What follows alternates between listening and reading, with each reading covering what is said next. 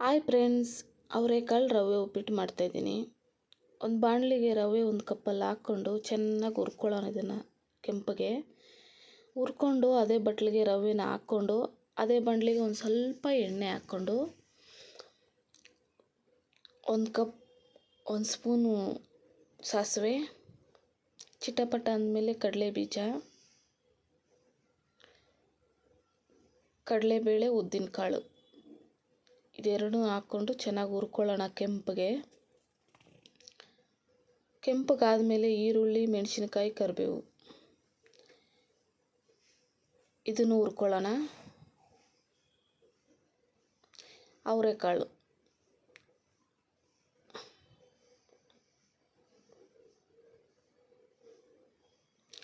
ಶುಂಠಿ ಬೆಳ್ಳುಳ್ಳಿ paste,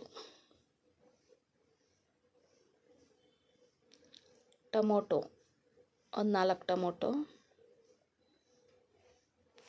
beans, carrot, ಆಲೂಗಡ್ಡೆ,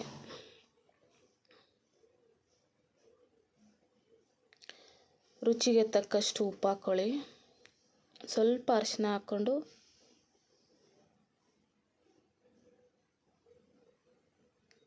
ಇವಾಗ ಮುಚ್ಚಿಕೋಣ. ತರಕಾರಿ ಎಲ್ಲ ಡ್ರೈ ಆಗಲಿ.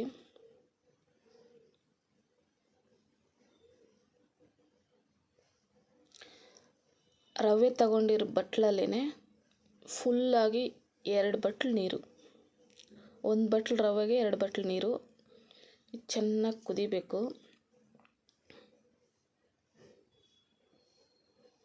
ಚೆನ್ನಾಗಿ ಕುದೀತೈತೆ.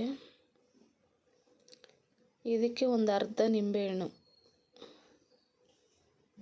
ಚೌಟಿಗೆ ಹಿಂಡ್ಕೊಂಡು ಬೀಜ ತೆಗೆದುಬಿಟ್ಟು ಮಿಕ್ಸ್ ಮಾಡೋಣ.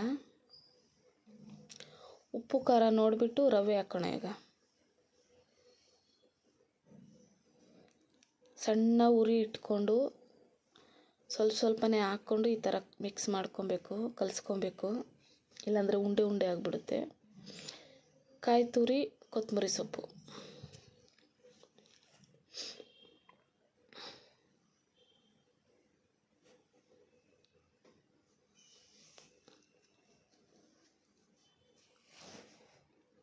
ಒಂದು 10 ನಿಮಿಷ ಮುಚ್ಚಿಕೋಣ ಸಾಕು.